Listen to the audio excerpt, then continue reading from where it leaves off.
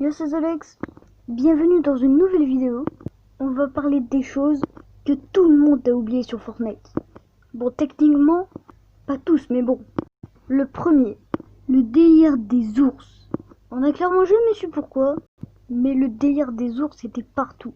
Il y en a encore quelques qui y pensent, mais c'est un sujet terrifiant qui a presque été oublié. Mais si vous savez pas c'était quoi, je vous explique. Même en chapitre 1, il y avait des ours absolument partout. Mais Fortnite peut pas arrêter avec le délire des ours. On en retrouve encore plein. Nains vs ours.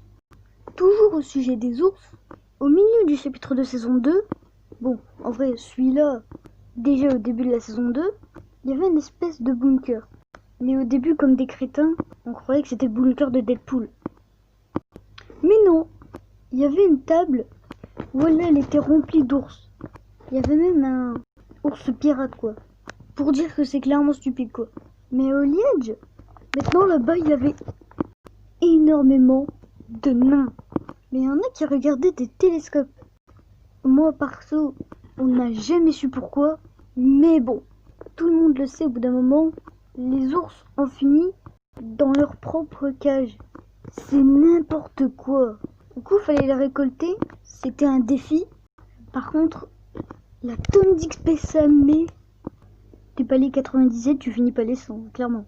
Du coup, depuis, on sait pas vraiment si les nains ou les ours ont gagné. On le saura peut-être un jour. Les objets à plus de 10 millions de PV. On n'a jamais su pourquoi. Alors je préviens que c'était genre à la saison 5-6. On va pas se mytho qu'on s'en fout un peu du coup. Mais il y avait genre des camions de glace à plus de 10 millions de PV, purée. C'est quoi ce délire? Prochain. Pourquoi Zolex ne met presque no intro? Non mais c'est vrai ça. Pourquoi je mets jamais d'intro? La plupart de mes intros, elles passent jamais, du coup ça me saoule. Yes. Passons aux théories. Est-ce que vous vous rappelez de l'event volcan? Perso, moi oui.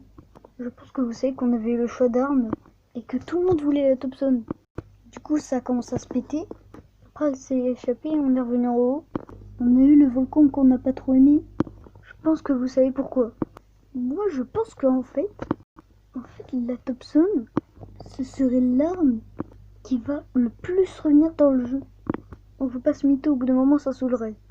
Mais je vais vous expliquer. Mais ma théorie c'est que c'est que le début. Vous savez, du coup logique, après l'event, on a eu le retour de la Thompson qui était magnifique quand même. En saison 10, on avait quoi? Une Thompson secrète. Mais c'est pas tout. 2 saisons après, en chapitre de saison 2, comme vous le savez, on a eu l'apparition des boss. Midas à l'agence, il avait quelle arme? La Thompson mythique. Yes, du coup elle était en or, elle était plutôt jolie. Chapitre de saison 3, toujours avec le boss, ça change pas. Qui a remplacé Midas à l'agence? Enfin maintenant à l'autorité du coup. C'est Julie. Quelle arme a Julie? La Thompson. Clairement je sais pas comment elle l'a fait parce qu'elle est plus en or. Elle l'a peut-être donnée à l'agence du chaos.